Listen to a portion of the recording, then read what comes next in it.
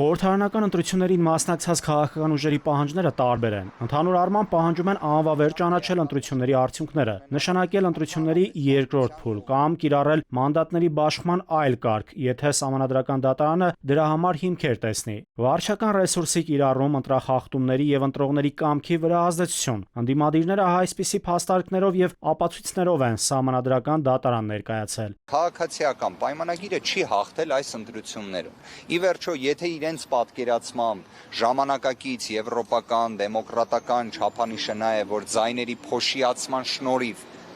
իշխանություն ձևավորելը ըստ ԿԸՀ-ի արձանագրության դա բավարար է հաղթանակ արձանագրելու համար, քավլիցի, թող դա լինի իրենց կարծիքը։ Քաղաքացիական պայմանագիրը պնդում է, որ Կենտրոնական տրական հանձնաժողովի կողմից ամփոփված ընտրությունների արդյունքները օրինական են։ Դիմումատու քաղաքական ուժերի ներկայացրած պնդումները բավարար իրավական հիմք չեն տալիս ընտրությունների արդյունքներն անվավեր ճանաչելու համար։ Ըստ ՔՊԱ-ականների, ընդդիմադիրների ներկայացրած պահանջները մեծ մասամբ հիմնված են գնահատականների եւ ենթադրությունների վրա, ոչ այնպիսի ապացույցների, որոնք կարող են հիմք հանդիսանալ Կենտրոնական տրական հանձնաժողովի որոշումը վերացնելու համար։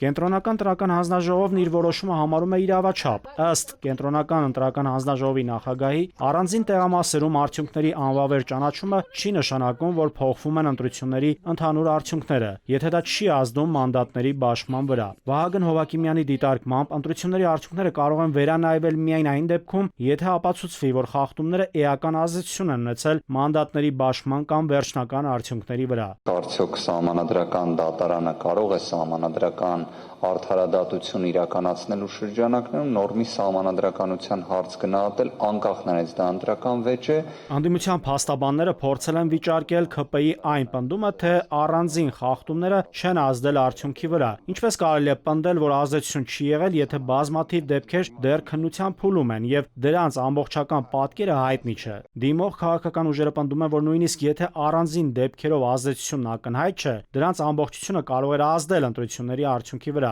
Մինչդեռ մյուս կողմը պնդում է, որ նման կապը պետք է ապացուցված լինի։ Խնդրում ենք ապահովել Սահմանադրական դատարանի ամբողջական կազմի, այդ թվում նաև նշված երկու դատավորների մասնակցությունը 96-ի քննությանը եւ վեճի լուծմանը։ Սահմանադրական դատարանում Բարգավաճ Հայաստան կուսակցության ներկայացուցիչ Արամ Օրբելյանը միջնորդություն ներկայացրեց, նշելով, թե հակասահմանադրական է Սահմանադրական դատարանի կրճատված կազմով որոշում կայացնելը։ Դատարանը կարող է գործերը քննել ընդհանուր, եթե նույնիսկ 5 դատավոր է մասնակցում։ Այսինքն որքան ձայն պահանջվում է այս տեսակի գործերը որոշում կայացնելու համար, այդքան դատավորի ներկայությունը արդեն բավարար է, որպեսզի ասենք դատարան կա։ Միջնորդությանը դեմ էր ընտրության արդյունքները վիճարկող մեկ այլ ուժի, Ուժեղ Հայաստան կուսակցության ներկայացուցիչ Արամ Վարդևանյանը։ Վարդևանյանի համար ընդունելի չէ, քանի որ ըստ նրա, օրինակ Արտակ Զեյնալյանը եւ Վլադիմիր Վարդանյանը, որոնց նկատմամբ գործի քննությանը չմասնակցելու որոշում է կայացվել, հանրային ընկալման տեսանկյունից ըստ Վարդևանյանի քաղաքական կաշկանդվածություն չէին կարող չունենալ։